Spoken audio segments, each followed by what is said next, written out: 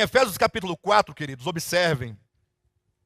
Diz que quando Cristo, ele morreu na cruz, e então ele ressuscitou, ele ascendeu aos céus. É isso que está no versículo 7, 8, 9 e 10 de Efésios capítulo 4. Falando que quando ele subiu às alturas, levou cativo o cativeiro e concedeu dons aos homens. Quando ele subiu às alturas, quer dizer, quando ele, tendo descido às regiões mais baixas da terra, tendo ele experimentado a morte pela humanidade, desceu às regiões mais baixas, que é a morte, agora então ele sobe em ressurreição.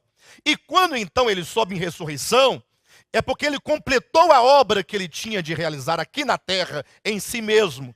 E aí é dito que quando então ele ascende aos céus, ele concede aos homens, né? Ele concede à igreja, na verdade, ele concede homens dons.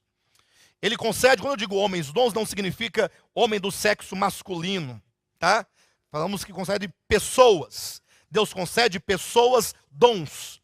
O que são pessoas dons? Pessoas que são escolhidas por Deus, separadas por Deus, mesmo antes de elas nascerem. Estamos aqui a nos referir a uma espécie de predestinação ministerial. E Deus então separa essas pessoas, e então, na medida em que essa pessoa nasce, cresce, desenvolve, Deus vai cercando essas pessoas, homens dons, de experiências, de conhecimento, de revelação, suprindo essa pessoa, tornando como se fosse ali uma grande dispensa de Deus, e faz essas pessoas dispenseiros de Deus, para que elas sirvam de auxílio à igreja. Sirvam de auxílio, elas não substituem a igreja.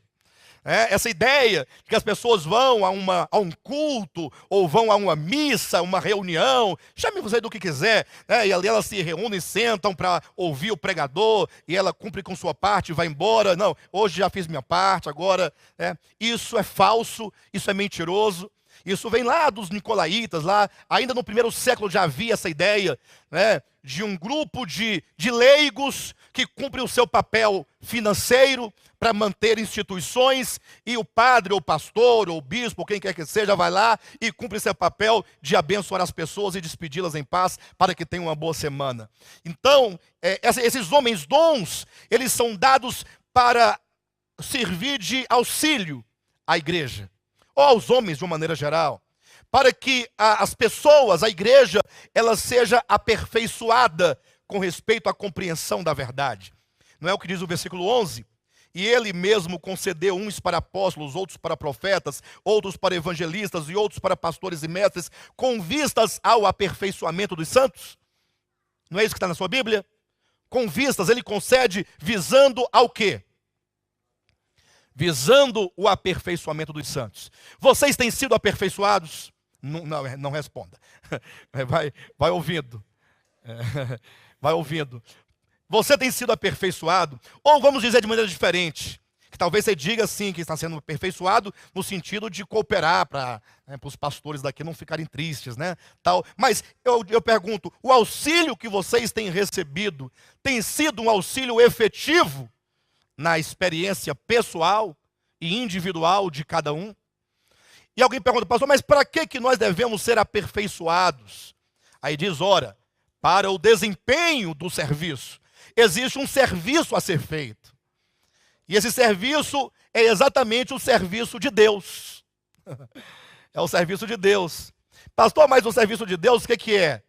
Nós temos que ir ao hospital hoje à tarde, vamos fazer uma equipe para levar sopão à noite para o pessoal, ou tem um cargo aí para eu fazer na igreja alguma coisa, para eu cumprir, para eu realizar. Não, o serviço de Deus, a obra de Deus, é a construção, é a edificação, é a formação de um novo homem. O apóstolo Paulo dirá constantemente, em todas as suas epístolas, sobre a edificação da igreja. Ele falará sobre a edificação do novo homem. Ele não fala disso? Ele não fala sobre a edificação de um edifício.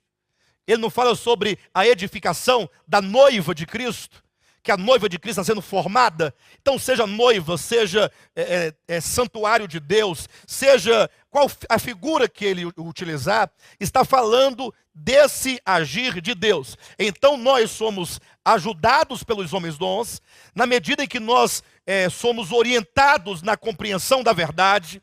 O Espírito Santo então te revela no seu coração, no seu espírito, e aí você então pode proceder de acordo com essa verdade, fazendo com que o serviço de Deus, essa obra divina, ela aconteça. E quando então o serviço é desempenhado por nós, então acontece no finalzinho do versículo 12, a edificação do corpo de Cristo. Então nunca me foi tão claro como hoje a ideia de edificação do corpo de Cristo. E olha que eu prego a edificação do corpo de Cristo há muito tempo. Só que eu me lembro que, mesmo no início desse ministério, alguns vão se lembrar, nós tínhamos a ideia muito teórica e muito limitada a conceitos meramente humanos e mesquinhos. O corpo de Cristo, que é a igreja, tem que ser edificado e, para tanto, temos que tirar as placas das igrejas.